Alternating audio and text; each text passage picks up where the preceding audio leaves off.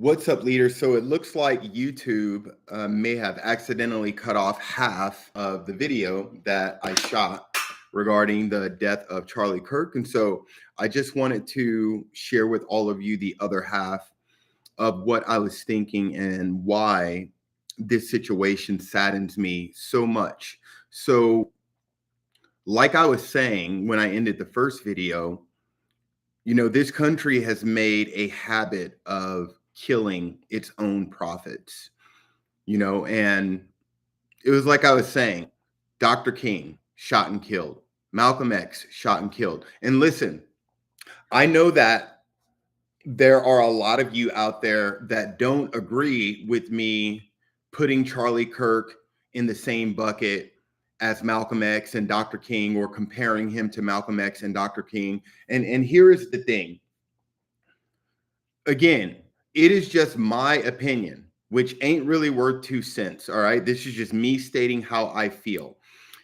If you are still offended by me comparing two African American men, prophets, with one Caucasian man, prophet, who are all three killed for what they believed in because they were trying to better mankind. If you still have a problem with me comparing those three, regardless of what Malcolm X did and how far he went, what Dr. King did, how far he went, what Charlie Kirk did, how far he went, if you're still stuck at the micro level and focused on their skin color and what demographic of people they belong to and how they look, you have to zoom out.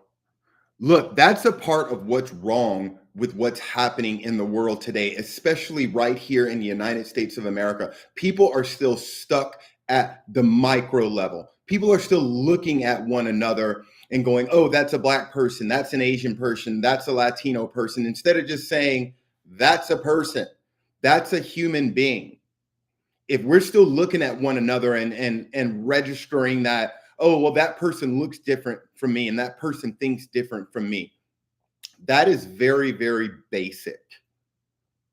So if that offends you, I don't mean to offend you, and I'm sorry if it does offend you, but that's just how I feel. That's how I live my life.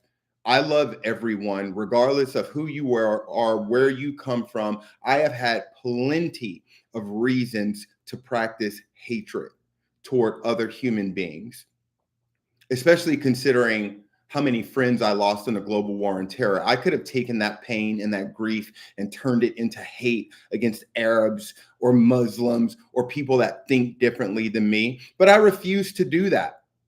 That's dumb. I refuse to ever be that way. We have to zoom out. We have to zoom out. We got to stop looking at problems from the micro level and zoom way out beyond the moon and look at problems from the macro level. We need to see the entire battle space because there are so many sides to these problems that are so very, very complex. The other thing that I was saying is that for the people out there that are foolish enough to think that what happened to Charlie Kirk is funny or it's justified, shame on y'all. There are people putting memes up, there are people cracking jokes. And again, this is about a human being whose life was extinguished from this planet at an extremely young age. Again, zoom out. Like y'all are looking at this from the lens of, well, I didn't like him and I didn't like what he stood for and I didn't like the way that he thought. Therefore, I'm glad he's dead. I think it's funny. Shame on you. And oh my goodness, is there someone watching you behave this way and think and feel this way? It's very simple. It's very basic of you to think and feel that way, to feel joy knowing that this human being who wasn't out trying to hurt or offend anyone, he was simply trying to help people. He was trying to be a beacon of hope for youth, for the generation behind us who I think is lost, by the way. You know what I mean? He was just trying to spread light and positivity into the world. And for people to joke about his death, for people to be that insensitive toward his loved ones, his children, his wife, is very immature. It is very basic, and shame on y'all. And then lastly, for the group of people out there that are now, talking about civil unrest again and the possibility of civil war and all of this craziness. Like, first and foremost, and again, get mad at me if you want to. I don't care. I'm very easy to find. Okay. But most of these people that are out there pushing this rhetoric now as a result of what happened to Charlie, like, these are people that, like, y'all have no idea what war is like. You have no idea. Most of these people are people that didn't raise their hand and serve this country when this country needed them to serve this country. And so a lot of these people are thinking now, oh, this is my chance for glory. You have no idea what you are talking about. You have no idea what you are asking for. War is hell on earth.